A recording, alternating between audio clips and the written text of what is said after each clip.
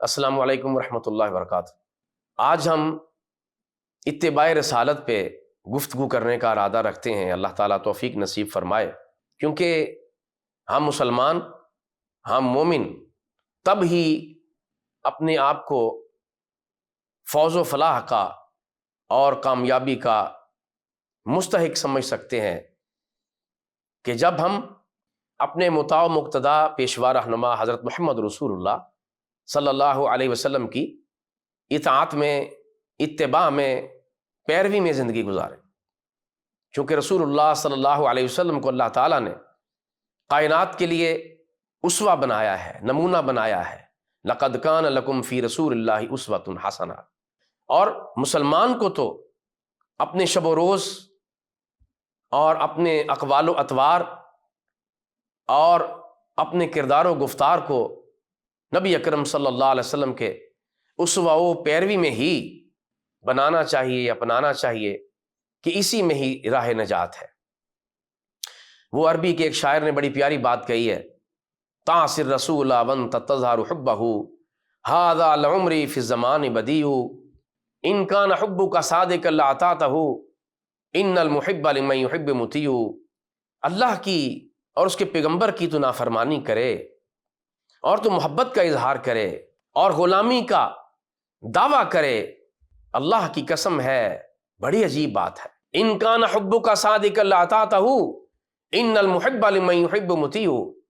اگر تیری محبت سچی ہے تو پھر تو تجھے تابع دار ہونا چاہیے، کیونکہ محبت اس بات کی متقاضی ہے کہ جس سے محبت کی جائے، جس سے الفت کا اظہار کیا جائے، جس سے نسبت جوڑی جائے، اس کی حرکات و سکنات کو بھی اپنایا جائے۔ وہ لباس کیسا پہنتا ہے، وہ دیکھتا کیسے ہے، وہ چلتا کیسے ہے، وہ بیٹھتا کیسے ہے، وہ سوتا کیسے ہے، وہ سفر کیسے کرتا ہے، وہ حضر میں کیسا ہے، یہ تمام تر چیزیں اپنے محبوب کی محب اپناتا ہے۔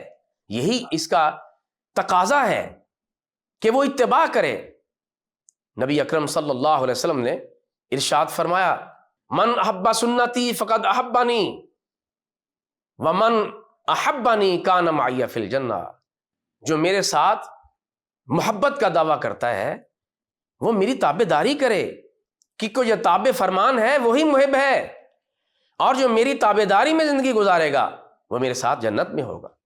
مزید فرمایا، کل امتی یدخلون الجنہ الا من ابا وقیل من ابا قال من اطاعنی دخل الجنہ ومن عصانی فقد ابا۔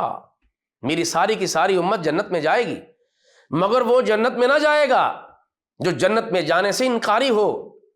حضور وہ کون بدبخت ہو سکتا ہے جو جنت میں جانے سے انکار کرے؟ جنت میں جانے سے تو یہود بھی، نصارہ بھی، ہندو بھی، سکھ بھی اور دیگر غیر مسلم جن کو ہم کہتے ہیں وہ بھی کہتے ہیں، وقالوا لن تمسنا النار الا ایاما معدودہ۔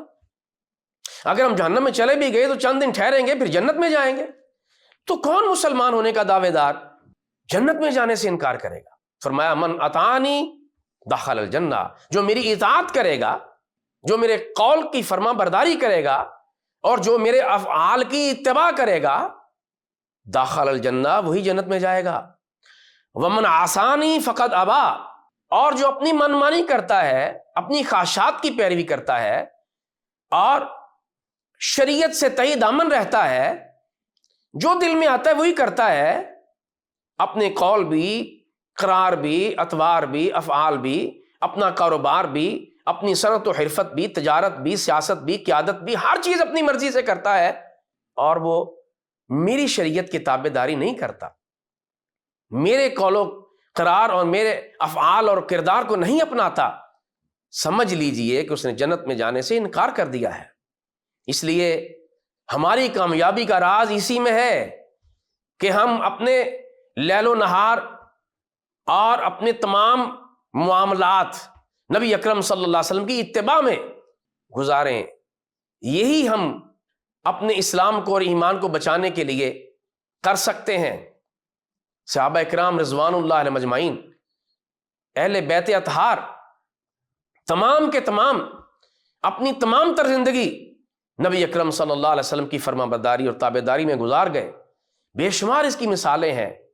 اس لیے ہمیں بھی پکا ایماندار، پکا مسلمان بننے کے لیے نبی اکرم صلی اللہ علیہ وسلم کو اپنا مطاع و مقتدا بنانا پڑے گا، ان کی تابع داری کرنا ہوگی، ورنہ نجات نہ ہوگی،